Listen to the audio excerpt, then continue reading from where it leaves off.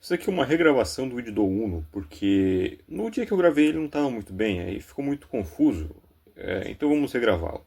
É o seguinte, o que se entende por Uno, pelo menos na antiguidade? Por Uno se entende todas as coisas juntas de uma vez só. Como eu posso dizer, você tem dois números uns, por exemplo, você chama ele de 2. Aí você tem três números uns, você chama ele de 3. Só que esse 3 é um também, de alguma forma, quer dizer, é um 3, entende? É como se eu pegasse o 3 como coisa e falasse um. Então agora eu tenho um que vale 3. Enfim, é nesse sentido, ou seja, é todas as coisas juntas de uma vez só, como uma. O que vai mudar geralmente é que alguns pensadores consideram que as coisas são uma e outra ao mesmo tempo. Então, ao mesmo tempo que elas são uma só, elas são outras também. Não tem sentido, porque se uma coisa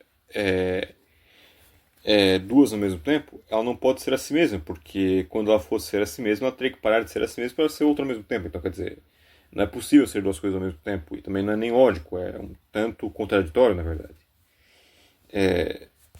Então, o que impossibilita a ideia de uno? É o seguinte, é que quando eu sou a mim mesmo, né, ou seja, o uno é a si mesmo, é a primeira coisa que é se notar. Então, se o uno é a si mesmo, ele tem uma relação consigo mesmo de ser a si mesmo. Né? Então, se ele tem uma relação consigo mesmo de ser a si mesmo, e essa relação é a si mesmo, então temos dois seres. Tendo-se dois seres, não é possível ser só um. Agora, se essa relação não existe, o uno não pode ser a si mesmo. O uno não sendo a si mesmo, não existe. Então é por isso que o uno é impossível.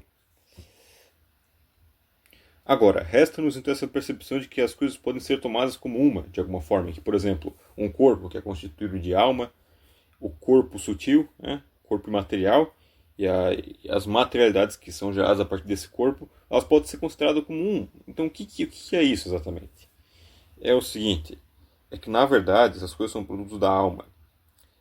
Então, elas são uma relação que se guardam entre si, só que elas têm origem numa coisa só, a alma, que é considerado, se você pega essas coisas como um todo. Né? Então, essas coisas sendo um reflexo da perfeição da alma, dão a impressão de que realmente são uma só. Né? Essa impressão de que a coisa é realmente uma só. Mas na verdade não é. São relações que esses três entes têm entre si. E isso se replica então a todo o cosmos. Né? Essa aparência de unidade é um reflexo da perfeição das próprias coisas. Né? E, em última instância, toda essa unidade do mundo é um reflexo da perfeição do próprio Deus, porque o Deus necessariamente cria elas. Né? E ele cria seguindo a necessidade de sua própria perfeição. Né? Então, se Deus é considerado um como todo, com todas as coisas, é considerado nesse sentido, quer dizer, todas as coisas sendo relacionadas com Ele, né?